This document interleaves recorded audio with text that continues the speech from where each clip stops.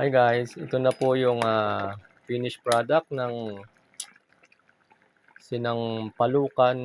sinantulang manok. Bali, sinigang po ito. Kumbaga parang sinigang style. Sampalok lang, santol lang yung ginamit ko. Ayan po yung mga santol. Hiniwa-hiwa ko siya ng ganyan. Ayan. Pero hindi naman sa maasim. Although matamis-tamis siya. Kasi matamis naman yung kuwan ng santol. Matamis, hindi sa maasim. Kaya okay lang. Hindi sa maasim. So, konting kwanta. Yan yung kangkong. Kangkong nga pala yung nilagay ko, okra sa sitaw. Yung talagang kuwan ng sinigang. Halo. Pero ito ginamit ko santol. Pero manok ang ginamit ko imbis na baboy.